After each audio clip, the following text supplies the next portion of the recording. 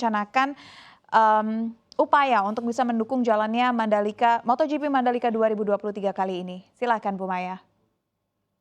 Oke, terima kasih Mas Syafina. Mungkin saya memberi sedikit gambaran dulu mengenai Injourney ya, supaya ada gambaran mengenai ekosistem pariwisata Indonesia. Jadi Injourney ini adalah strategic holding BUMN yang membawahi sektor pariwisata. Jadi di bawah kami ada airports, lalu ada ITDC sebagai selaku pemilik aset Special Economic Zone di Mandalika.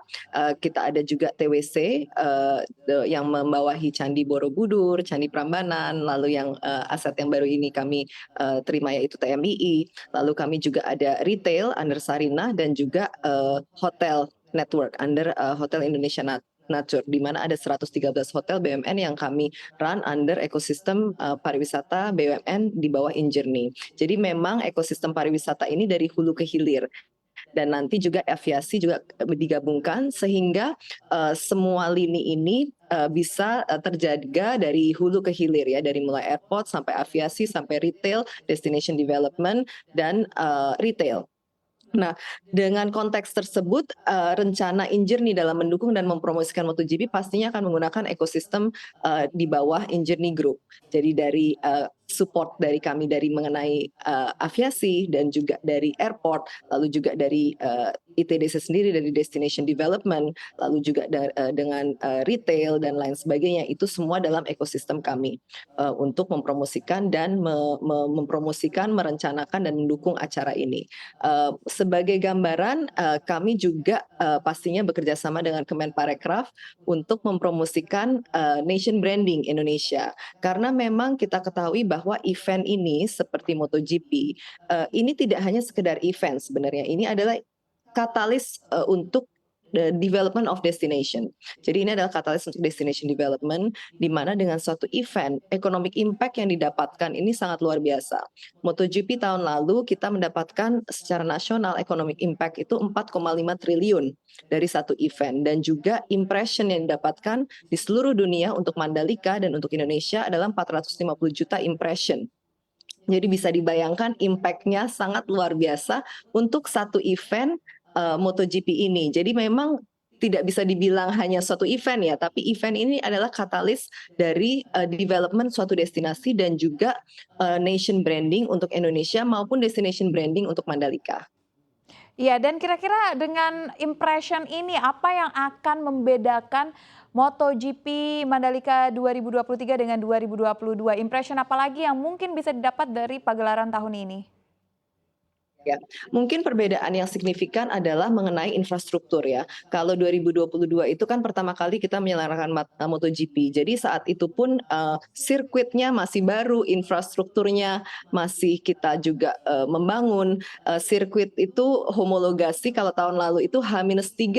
Sirkuit aspal itu baru ready untuk race gitu. Saya kebetulan juga waktu itu ada untuk mensupervisi langsung homologasi MotoGP yang pertama gitu, dan aspalnya bagaimana kita spesifikasi membangun sirkuit ini kan sangat tinggi grade-nya untuk bisa melaksanakan race sekelas MotoGP. Jadi itu sirkuit Mandalika ini tidak pernah kita bangun sebelumnya di Indonesia, di mana aspalnya itu juga luar biasa mulus sehingga sangat safe untuk riders, para racers dari MotoGP. Jadi tahun lalu itu memang semua infrastruktur dari sirkuit lalu juga perimeter sirkuit ini benar-benar memang last minute kita ready. Nah tahun ini pastinya kita sudah banyak improvement dari tahun lalu dari sisi sirkuit maupun infrastruktur. Sirkuit sendiri kita sudah melakukan sesuai dengan ketentuan Dorna dan MotoGP ya, pengecatan ulang, resurfacing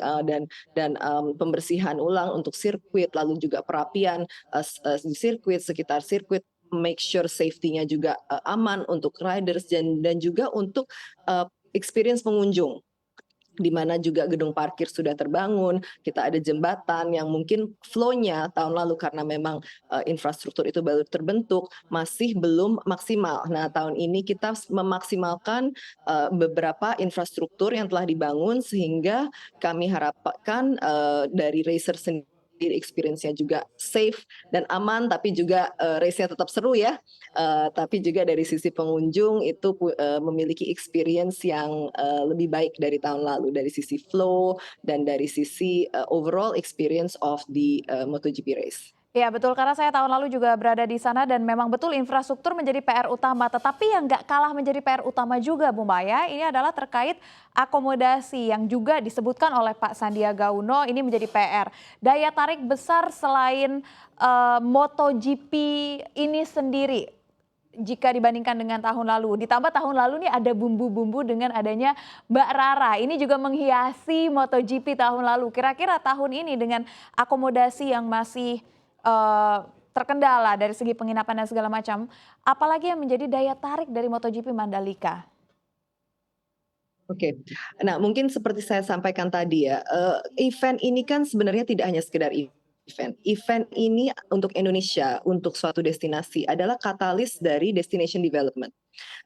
Bila kita bicara destination development, itu bukan kita bicara 1 atau 2 tahun. Kita bicara adalah development jangka panjang, Ya. 5 sampai 10 tahun. Membangun suatu destinasi pastinya dari sisi infrastruktur, akomodasi, amenities, facilities, dari rumah sakit, medical, sampai toilet, sampai berbagai fasiliti yang mumpuni untuk pariwisata. It's a long term investment, pastinya itu harus dijalankan 5 sampai 10 tahun dan harus konsisten. Makanya kenapa juga kita berkontrak ini dengan Dorna juga long term, karena kita ingin agar ada annual event yang internasional di mana mata dunia melihat ke Mandalika dan Indonesia itu setiap tahun secara sustainable. Tapi memang ini harus didukung dengan perkembangan infrastruktur yang memadai dan juga pastinya akomodasi. Nah, memang ini bukan sesuatu yang mudah ya, karena pembangunan infrastruktur, akomodasi ini dengan timeline ini pastinya ada phasing ya. Kalau untuk akomodasi sendiri banyak sekali investor yang sudah dengan adanya MotoGP yang lalu sangat tertarik dan mulai invest di Mandalika. Pastinya groundbreaking kita sudah ada beberapa hotel sudah mulai dibangun juga, tapi memang pembangunan ini kan tidak bisa cepat ya kalau membangun hotel dan lain sebagainya. Jadi pastinya itu dalam 2-3 tahun ke depan kita akan lihat perkembangan yang pesat di Mandalika. Kita sudah lihat juga kalau kita bicara F&B, kita bicara retail di Mandalika, saya rasa Kuta Lane juga sekarang sudah sangat penuh ya, Kuta Lane Mandalika, lalu daerah sekitar sirkuit itu sudah sangat penuh dengan resto, F&B dan lain sebagainya. Hotel juga sebenarnya sudah mulai bertumbuhan, villa-villa, homestay sebenarnya sudah ini, tapi memang untuk pemenuhan kapasitas yang diperlukan untuk MotoGP ini masih membutuhkan beberapa tahun, itu memang challenge. Nah, saat ini kita juga untuk akomodasi pastinya di daerah Mataram, Senggigi juga sudah mulai kita aktivasi dan juga seperti Pak Sandi sampaikan di news ya, bahwa memang homestay ini juga kita galakan. Jadi Iya. adalah program jangka panjang kami bersama dengan Kemenparekraf.